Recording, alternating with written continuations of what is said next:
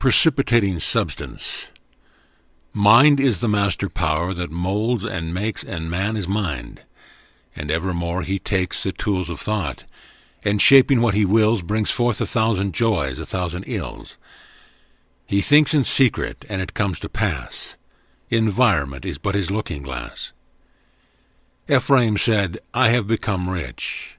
I have found me out substance. There is but one substance in the universe out of which all things are made, the very substance of our own minds. It is the spiritual foundation of the world. It is the Word of God.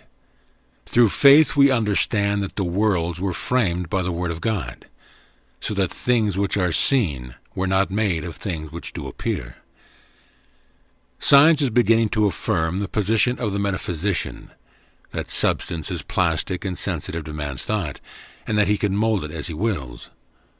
Walter Russell, president of the Society of Arts and Sciences, says, we have begun to see something tangible and inspiring beyond place, mass, and dimension. There must be a limitless source of static energy somewhere back of all dynamic expression. As we study Jesus' teachings from the point of view of science, we become convinced that he understood light, energy, motion, and space, and knew what filled space, said Sir James Jeans. Matter may eventually prove to be pure thought. The truth is that we live in a universe of perfect substance, whose only reality is consciousness, whose ultimate meaning is spirit, whose action is thought, whose form is ideas, and whose aspect changes with every increase of our power of perception. The occultists say that when the outside shall be as the inside, then the kingdom of heaven has come. But what is the outside and the inside but two ideas of the one which is already complete? Jesus said, you must be born again, meaning that we must perfect our thought until the outside corresponds to the inside in appearance, or until we come to see it as it is. By changing the cause that lies back of our appearances, we shall change the effect. By the awareness and circulation through our minds of newer and better ideas, we shall bring forth the perfection or pure substance which is already there. All things are possible to him that believeth.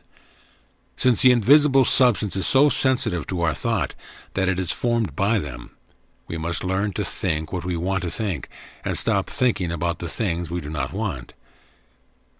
Faith, said St. Paul, is the substance of things hoped for, the evidence of things not seen. Substance and God are synonymous terms. Thus, if we admit God to be omnipresent, we must admit that substance fills all space.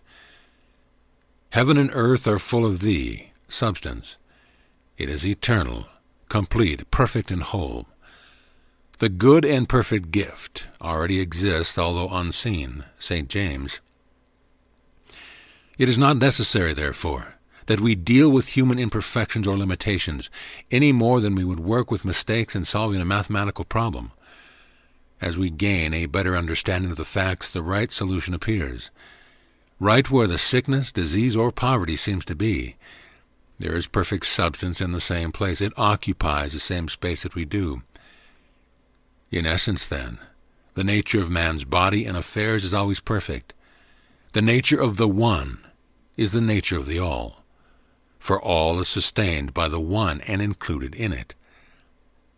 By recognizing and realizing the completeness and perfection of the one, we cause it to stand forth in our experience.